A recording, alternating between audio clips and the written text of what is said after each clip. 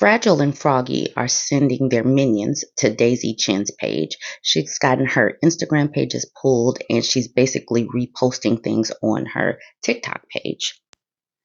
Here she is with Musty, and she's basically showing that they did actually have a life together, that they were supposed to be together, but this was the biggest mistake that she ever made in her life, basically trusting this man. And she said that they are trying so hard to shut her down. She says, but I am not afraid. If I don't expose this evil person, they will continue to do so to many innocent girls, sell them a dream, and throw them up like garbage. Just remember, we women are not weak as how they think we are. We have to fight back. And she is fighting back by posting these videos. He does seem happy, but now all of a sudden she's a 304, according to Fresh and Funky and their minions. Here's another video she posted. I'm just a girl who was deceived by a love veteran for so-called love. He took me to meet his family and promised me to have a baby together. I came to the United States without hesitation alone. Now I found out even my Instagram account where I can speak out was hacked by him. Don't I even have basic human rights? Is it just because I am a foreigner bullying me and my child like this? I have been exhausted these days, seeing him slandering me online and deliberately smearing me. My heart really hurts. I can't think that the person I would love would be like this. Why is he like a devil? He used to say, I love you. Now he calls me the B word. It is pretty sad for a woman to go through all of this. I can just imagine the harassment that she's getting, basically because she got pregnant with this man who was telling her sweet nothings. Now, Myron, the other half of Fragile and Froggy, is going to bat for his brother. I can't really play what he's saying because I might get a strike on my community guidelines, but he's like, gosh darn it, this is my brother, and I will go to bat for him because I am unemotional and I'm just going to support my brother no matter what. I've made millions off of you guys. Please send me more money so I can buy some real estate. My brother is not guilty. He just had a 304. And you guys, I am unemotional. Gosh darn it. I am kind of angry right now. Please don't even, say anything bad about my brother. It's wild that Funky and Fraud are intent on making it like this woman wasn't in a relationship with this man. Because if she wasn't, why is Froggy bringing her around his mom? That wouldn't make any sense. This is Froggy with his mom and Daisy Chen. And like Tree of Logic said on the Twitter, below is a picture of Daisy with Pug CEO and his mama. Daisy was introduced to the two people who raised the Dusty CEO. She met his mother and grandmother, but not the father. Why? Because there was no father figures around to raise him. So basically, wow. Why is Pug CEO bringing her around grandma too? Some of the comments under Tree of Logic's post, Skybomb says 100. Danny says 90% of black men abandon their kids. Dang. Hello Me says, imagine men who didn't have fathers growing up and giving manly advice. Yeah, that doesn't make sense, but why are men following them? This person says, apparently they're debunking the lies. This should be good, but they're also coming for this woman and harassing her, which is a hot mess. This person said, he and Myron said it before, give them a fantasy. They tricked naive women to be with them, sell them a dream, then once they're bored, they throw them away. I hope Daisy is doing fine and her pregnancy will be good and safe. Jennifer says, I can't believe this guy has a high body count, LOL. Joseph says, I want to see the video of his mom cussing him out for saying he wasn't going to take care of her grandbaby. Yeah, that should be interesting. Anyways, you guys let me know what you think about this one. I just needed to do an update because Daisy, like I said, was over there posting all these videos and trying to clear her name because people keep trying to besmirch her. I have been watching the TradCon side of the Twitter, and the way these men are coming for women, they are literally just making more feminists every day. They are creating the divide that is widening. And I am just sitting here watching how these women who support men are being treated. So, this woman on the Twitter, her name is Billy Ray Brandt. She says, "Is this what we've come to? Face hidden, feet hidden, fully clothed, wearing pants looser than my boyfriend's, holding a puppy. A thirst trap?"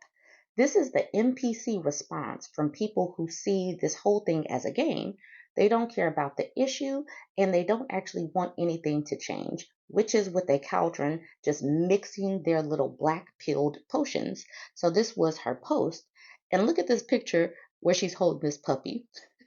Now, these women, they think that they're not like other women and they're going to be treated better, but it's just not true. So I want to blow up what these comments. This person says all that trad talk goes out the window when it's time to post a thirst trap. So that was a thirst trap. This person says want attention? If not, then learn how to sit.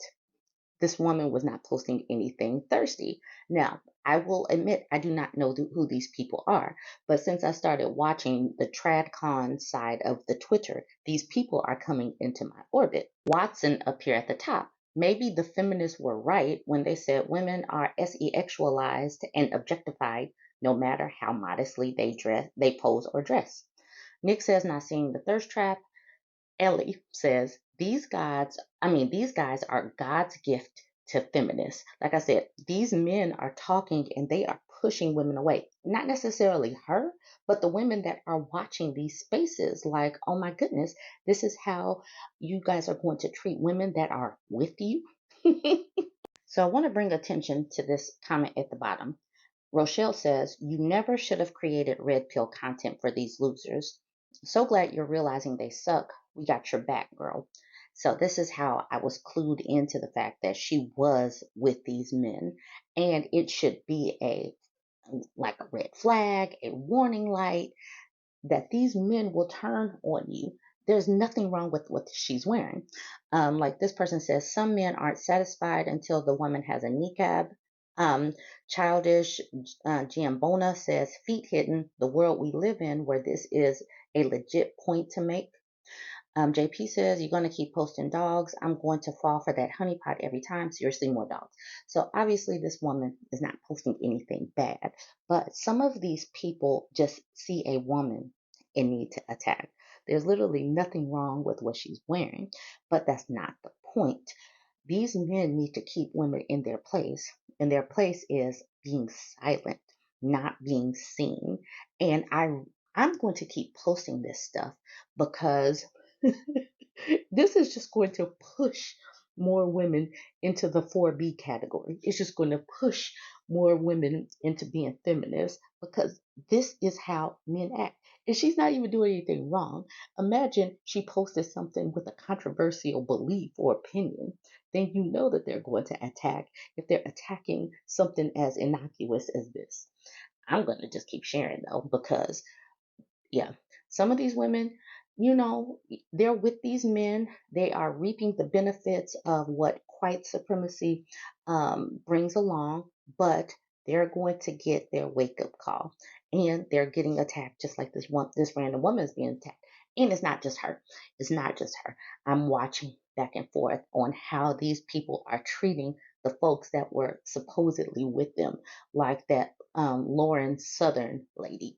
And I know that that lady is problematic. She was problematic when she was in this thing, but now, they're coming for her because she's getting a divorce and I guess she's expecting some help from her baby daddy. I don't know. Like I said, I just been kind of watching. I'm kind of new to the TradCon side of the Twitter.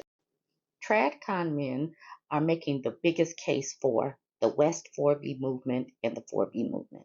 These people talking and using their Twitter fingers is pushing people 4B or West 4B. Yesterday, I made a video where I showed a clip of him talking about no fault divorce, and this was some of the comments. This person says, "Don't get married in the first place." That was one of his quotes. And then she says, "Gotta hand it to this jabroni. He's making an excellent case for the 4B movement." He is literally, because Some of these people literally don't want women to have the opportunity to divorce. So it's like they say don't get married, and women are saying, I bet. They are pushing women. They are mush in the face. Go for it, be a feminist. This person says, I agree. Tim Pool, don't get married in the first place. Women, I bet. Tim Pool, wait.